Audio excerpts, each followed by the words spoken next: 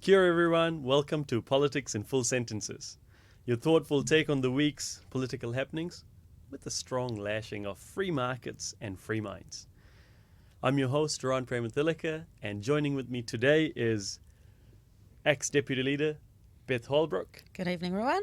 And ex-number 3, Brooke van Velden. Thanks Welcome. for having me. First of all, I know you guys are huge cricket fans. I just want to say what a great big well done to our Black Caps. Particularly Marty Guptill was feeling pretty down. Got that wonderful run out of Dhoni to win the game for us, and yet a consecutive World Cup final. Here's hoping we take it all the way. Your thoughts on this, Beth? I was really worried you're going to ask me cricket questions. Look, I've got an Indian flatmate and he's been obsessed with this. But So I he's went gonna to be moping bed. all day today. I went to bed before I heard the result and I haven't seen him since. So I don't think he's going to be in such a great mood tonight. Oh, well, Sadly, I have to admit that I didn't watch it at all. you know what? That's absolutely okay. I hope you guys get to watch the final, because if you look at the equivalent of what the Kiwis have done, it's literally a David versus Goliath battle. You got a country with unlimited resources, 1 billion people, and here we are with 4 million, and punching above our weight. And it's the equivalent of David winning 50% at the next election. Great comparison. Okay. You know, I'll buy so it. don't you lose hope, and we got to keep doing the small things, right things long enough, and it'll come. Yep. Anyway, enough about cricket. Brooks just come away from a free speech versus hate speech debate in Wellington at the Chamber of Yeah, that's Commerce. right. Chamber of Commerce, yeah. What was that like? Yeah, so it was actually really interesting. There was 3 people on the panel. Okay.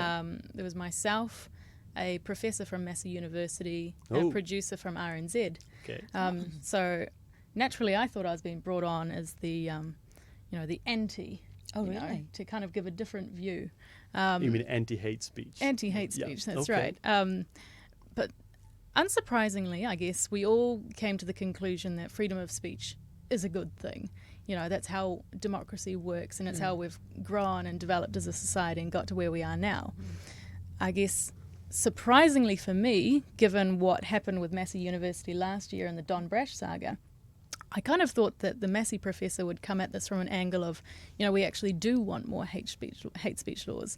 But everyone on the panel agreed that it's incredibly hard to define what hate speech would look like. And internationally, no one has been able to actually create a good, strong hate speech law that hasn't had some form of unintended consequence. I mean, we had an example of the UK where they brought in stronger hate speech laws like the ones Minister Little is looking into. And you've ended up with some people, for example, a 19-year-old woman who put on her Instagram page lyrics of a song, and it contained the N-word, and she was arrested for that. Oh, wow. And there's also, the classic example that went viral, I think it was last year, Yeah. of a puppy doing a Nazi salute. Did the puppy get arrested? I don't think the puppy got arrested. Was he inciting violence? That's a really good question. No, it was the distasteful. owner. It was the owner It is who was- absolutely who was distasteful, charged. in my opinion. Of course, it's quite distasteful. And look, only a couple of weeks ago we were talking about the Israel Folau saga, and Just because something's distasteful to us doesn't mean that people shouldn't have the freedom to express it. And I always go back to that analogy that, I want to know where all the loonies are. I would rather they be out there saying their distasteful, abhorrent things that I can call them out and go, you're nuts, than have them perhaps congregate in a virtual underground and talk to each other in what tends to be an echo chamber, and that's where extremist views percolate. But is it a good idea to have these opinions out in public? Somebody comes around and calls people, I guess, makes remarks about their race or their religion. Is that a good thing? Well, if it creates a discussion, I think it's not always unhealthy if it gives us an opportunity to have a conversation around racial remarks, misogyny, sexism, anything. I mean, you look at some of the biggest social policy changes we've seen in the past, say, 100 or 150 years. They've often started with a conversation or a discussion where someone has said something that is offensive to another group of people, and it's created public debate around that, and eventually the public has come around to a more enlightened way of thinking, and we've got things as a result of that, like, you know, women getting the vote and homosexual law reform and gay marriage. All of those things started off with a group or an individual of people saying one thing that was offensive to a lot of other people, but it created the conversation, and they take time for some of those things. And look, those things are, you know, not perhaps in the same category as someone making racist or anti-Semitist remarks, but the ability to have a public debate and to call out what we think is unacceptable is really important, and that's the essence of free speech, that people can express themselves. Share ideas. Yeah, no, you're right. I think another point that came up kind of in correlation with that was Germany. And we discussed how Germany's also brought in some stronger hate speech laws, in particular for online hate speech. And in fact, what they've seen is that instead of people having an open discussion and people, you know, having their views put out in the public so other people can say, hey, actually, I think that's wrong, and let's actually debate it. What's happened is, you know, people go on these online forums and they go down a rabbit hole of becoming extremist. But instead of actually using the words that we might associate with, you know, supposed hate speech, they've started using codes.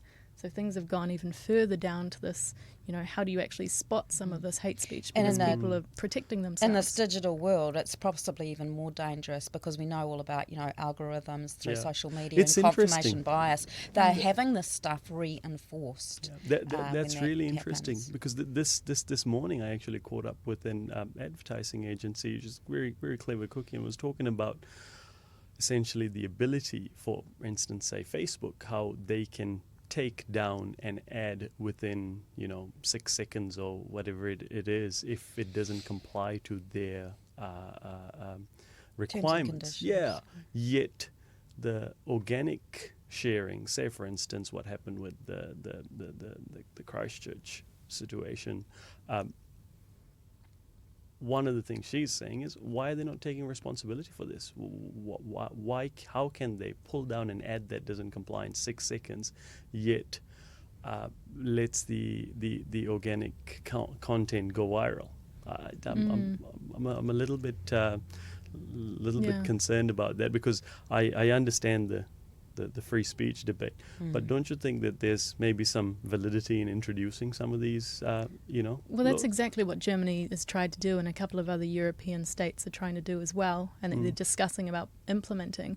But what was really interesting was that it's driven it further underground. Driven it further just underground. find another platform. That's right, and the algorithms might be able to spot particular words or slurs, but now people are using codes, and those are going to change over time to keep up with the algorithms trying to shut them down. That's really fascinating. I mean, look, you know, I have to ask these devil's advocate questions, because it's important that we have a free debate. But interesting. So, what was the consensus from the free speech debate at the Chamber of Commerce in Wellington?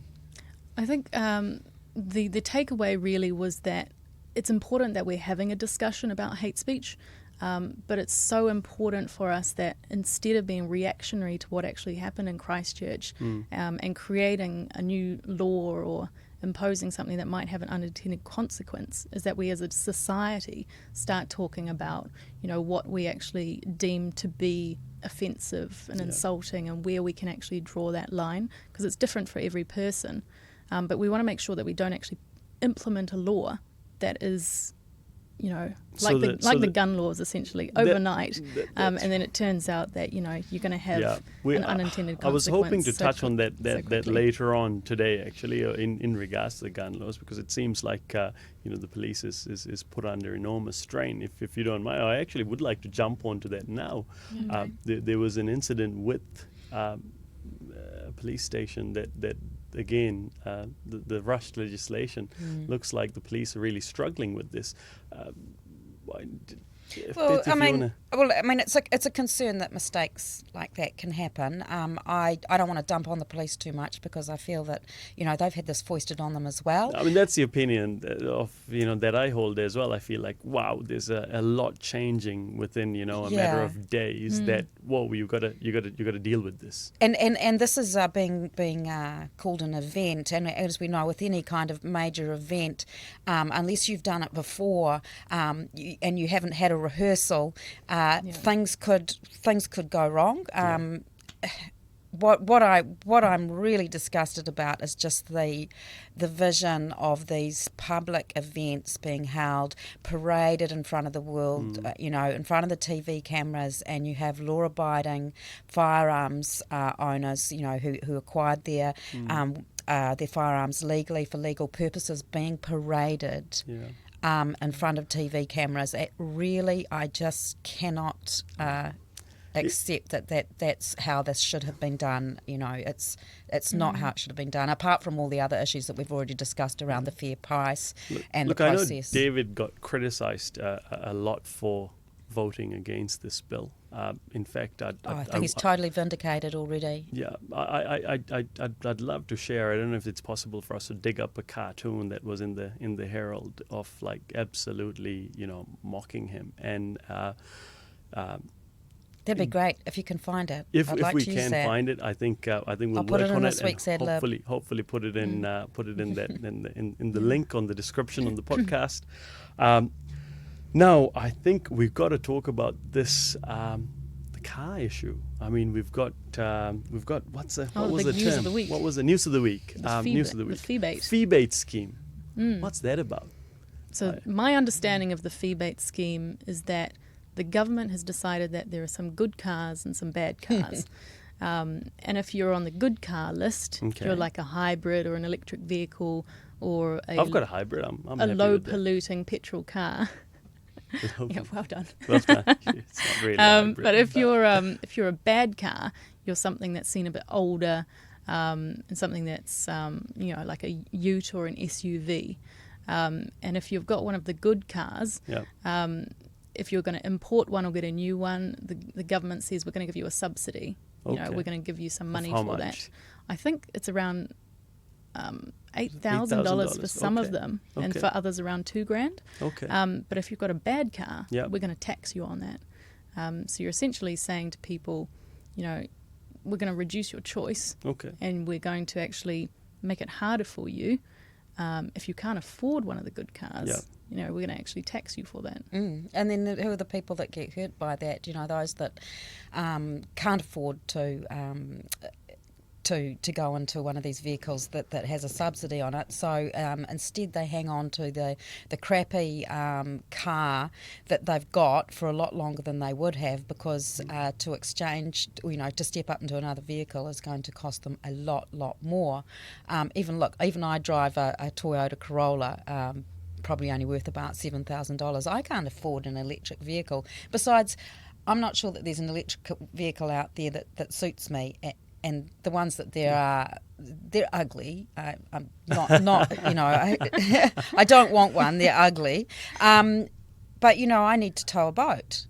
So I need something with a little bit more power in it. And I live in a community where a lot of the community are rural, and owning an SUV or a ute is absolutely essential. Yeah. It's not actually choice. a choice, So because they need a vehicle to tow and to winch and to load up with gear. There's a lot of utes in New Zealand, a lot of farmers, a lot of self-employed people that drive utes. So kick in the guts for them, another kick in the guts. They've already been hit with a number of petrol taxes, right. fuel taxes. Am I correct in saying what's the what is it, 92 cents a litre? In Auckland, in Auckland, and there are parts of Auckland where they see very little for that fuel tax. I mean, wasn't so they're petrol already hurting, especially the rural in the outskirts. Our rural residents are not not seeing anything for their regional fuel tax, and now they're going to be penalised further when they try to buy a new vehicle, and they don't have the choice of going to one of these electric models because they don't do the job they need them to do. And the thing is, if electric vehicles are the answer, the market will take care of that. But they don't do what people need them to do, and to do this fee bait is just a distortion in the market. It has the potential to hurt some people at the lower end of I the want to touch on economy. that. You're talking of the, the lower end of the spectrum. There's also the new regulation kicking in where all vehicles being imported into New Zealand must have ESC, electronic stability control, including commercial vehicles, which includes the utes and the vans. So I was speaking to a car dealer the other day who actually mentioned, Ruwan, this is a massive problem. We're importing all of these cars, and basically affordability of a car goes from effectively, these days you could get a decent car for $5,000. It's going to be like back to the 80s, I think. You won't remember this, Ruwan, but in the 80s, before we had, the reforms, buying a car was the most expensive thing, next to buying a home, most expensive thing you had to do. And that's why we had so many old, unsafe vehicles belching smoke on the roads for so long, because to buy even a second-hand vehicle was so expensive. We had protection on our industry. There were tariffs on imported vehicles. Basically, you could buy a Ford or a Holden or a New Zealand assembled Toyota that was and subsidised. how well did that end up? Not very well. Not well at all, You look because at the it was case a in distortion Australia of as the well. market. It's Yeah, and I shocking. think essentially what's going to happen is this is going to backfire on Labour and the Greens, because essentially they're trying to say, well, anyone who's importing a new car or buying a new car, these are the types of cars you should get. But in fact, what will end up happening is people will just say, well, I'm just going to stick onto my older car for longer, and the bad emitting cars are just going to stay out on our roads for longer and not have the That's policy. right. I think compared to the rest of the world, New Zealand generally tends to have a newer vehicle fleet than most, and that's because of the 80s reforms. When when the reforms came in, second-hand vehicles became cheaper, and that created competition in the market for new vehicles as well. And then suddenly, buying a car became something that was much more affordable than it had been. Yeah. It was something else I was just going to touch on about the whole tax side of it. Look, electrical vehicles are, I keep saying electrical electric vehicles, EVs. Hey, I'll use the term EVs. They're already heavily subsidised because they're exempt from the fuel taxes and road user charges. So they're already getting a heavy subsidy. I had a devil's advocate question here, actually saying, why shouldn't those who buy high emissions cars pay more to account for the damage they do to the environment? But you covered that off. Electric vehicles are already subsidized. How are they subsidized? I know a lot of people go, well, there's no subsidies in place. What are you talking about? Because well, they're not paying the taxes. I mean, we just talked about 92 cents to a litre. 92 cents in a litre of fuel is tax. So they're not paying that, or they're not paying the road user charges compared to a diesel vehicle. So, and yet they're still using the same infrastructure. Yeah. So those taxes are meant to provide the roading infrastructure. And now all of a sudden you've cut a revenue source. Yes. So at some point there'll be a tipping point. There has to be. Which introduces another tax. There has to be, because the more EVs you have on the road, the less tax the government's collecting to provide the infrastructure. They will have to bring in something at some point. Yeah. So. Use the pace. Well, then all these people will be trapped, and they'll all feel because the problem with this policy essentially is that the Ministry of Transport actually did a social impact analysis of the fee-bait scheme and said that there's a high risk that this would disproportionately affect people who are poorer rather than people who have the ability to change their cars. So there was research done on it yet. That's right. But if you actually looked at something like, road user charges with peak time charges. Or congestion charging type. That's right. And you take that away from fuel taxes to make it cost neutral. You could end up with a system where it doesn't matter what sort of car you have, and you're not penalising people for how much income that they have, but you're also reducing congestion and reducing emissions by getting the city moving. but especially just not hurting people for the car that they're actually driving and can't choose to change. Talking of cars and new taxes, new taxes really is an interesting topic, is a concerning topic rather.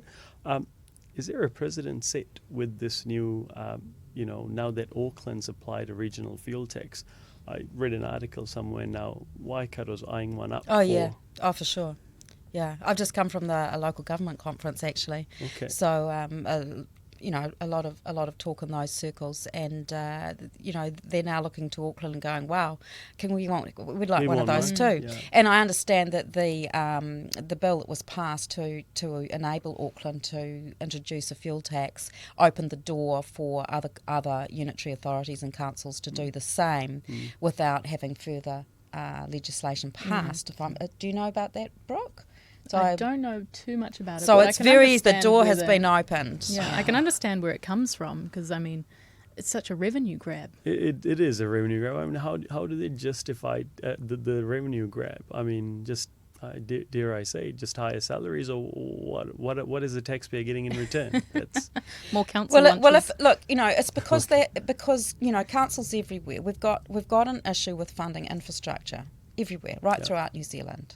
So and it's exacerbated by growth and decades of underinvestment.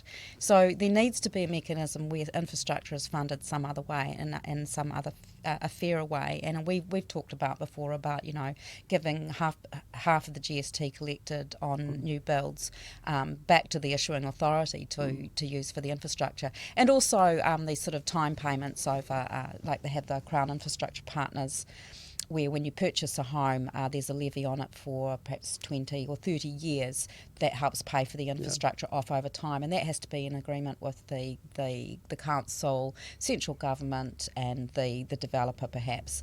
So there are other ways of funding infrastructure than just slapping on a fuel tax and punishing those that have to use their vehicles because they don't have the benefit of perhaps public transport or an easy, safe way to get around on bicycles. So, we do need a mechanism to fund infrastructure, but just slapping a fuel tax on people is punishing those who can least afford it. Yeah. Look, we could be away from the next election, or probably as close as 12 months.